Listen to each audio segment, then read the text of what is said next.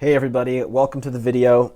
My name is Jake. I like to program. I make programming videos. If you like these videos, please like and subscribe to help me grow the channel. I'm going to be making some cool videos coming up. Alright, so today we're looking at the problem Summation of Primes, problem 10 on projecteuler.net. The sum of the primes below 10 is 2 plus 3 plus 5 plus 7, which equals 17. Find the sum of all of the primes below 2 million. So in the past, we've already dealt with problems with prime numbers.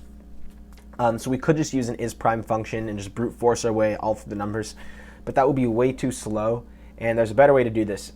Anytime that you need to find the primes up to a certain limit, you can use this algorithm called the Sieve of Eratosthenes. I'll put a link for that in the description if you want to read up about it, but basically, I'll just explain it right here. It runs in O of n log n time, so it's pretty good. You start with an array, index starting at 2, and all of the values are set to true. Then you proceed to iterate through the array. Anytime you come across a value that is set to true, you note that index, you skip to that index squared in the array. So in this example, we're at 2, we go to 4.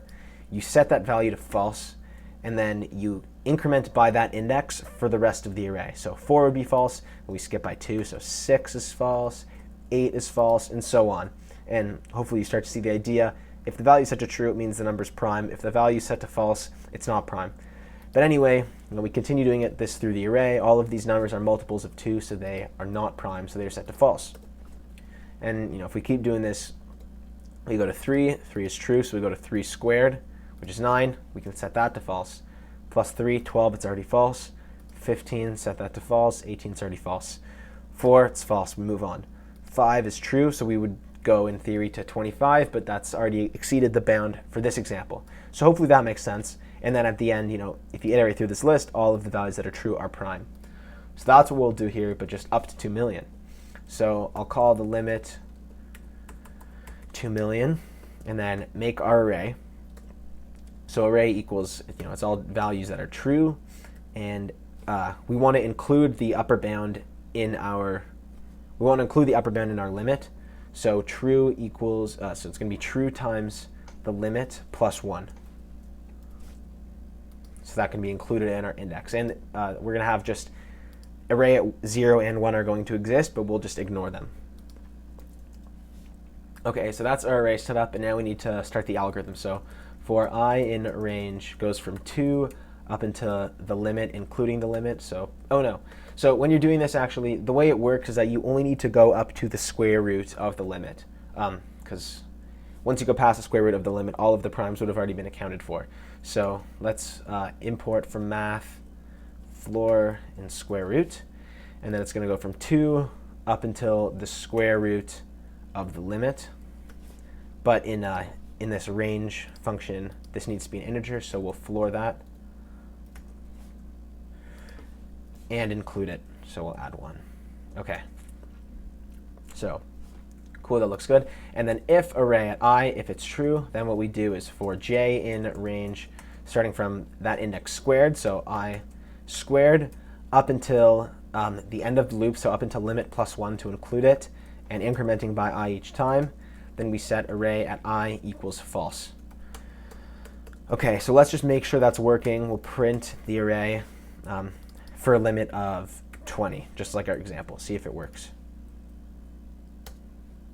I just wrote from math floor. Obviously, I got to import that. My bad.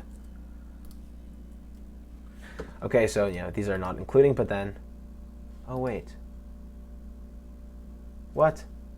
False, false, false. What's going on here? True times. Oh, I was saying for array at I. This has to be array at j. Silly mistake. That's why some people say don't use I and j as your variable names. Okay, so so starting at 2, so true, true, 3, 4 is false, 5 true, false, 7, 8, 9, 10, 11, 12, 13, 14, 15, 16, 17, 18, 19. Okay, perfect. This is working. So now we can just make this 2 million, 1, 2, 3, 1, 2, 3. And then once that is completed, we can have our total variable set to 0, and then for I in range going from 2 to the limit, including the limit, if array at I. If it's true, that means it is prime, and then total plus equals I. And then if we print I, that is the sum of all of the primes up to 2 million. So let's see. No, not print I, print total. What is with me in mixing up variable names? This. Whoa, big number.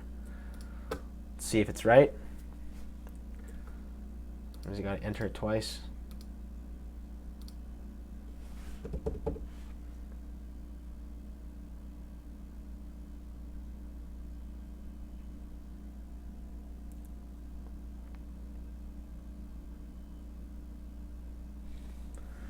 Nice, we got it. And we just did the 10th problem, so we got the Decathlete Award. That's pretty awesome. I'll see you in the next video.